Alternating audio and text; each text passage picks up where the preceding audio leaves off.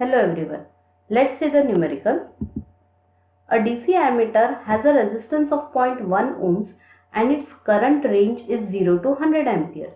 If the range is to be extended to 0 to 500 amperes, then meter requires the following shunt resistance.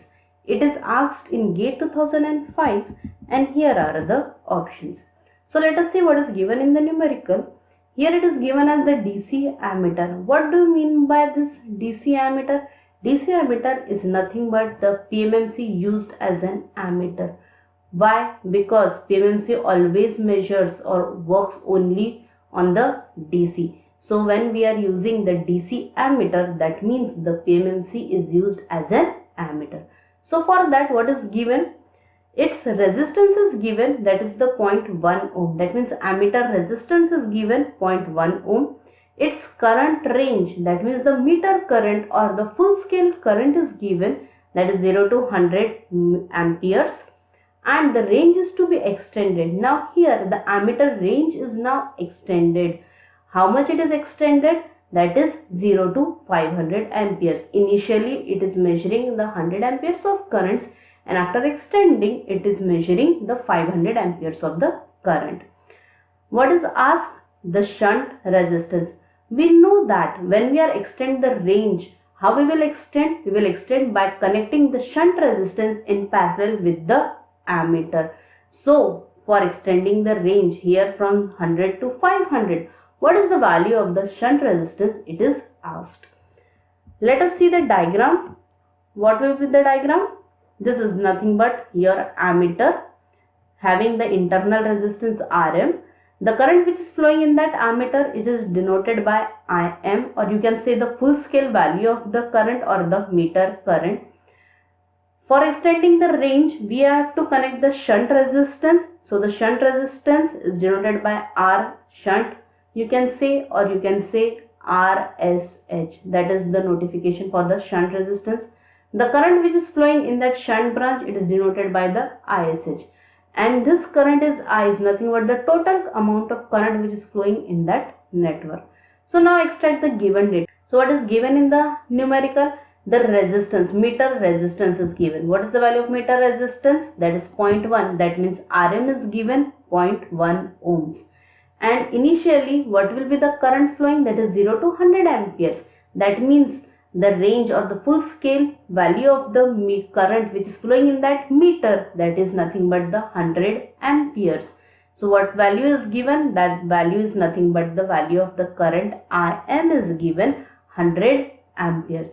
And after extending the range of that current or of that meter, the current which is flowing in that network is now 500 amperes, 0 to 500. So what is this value?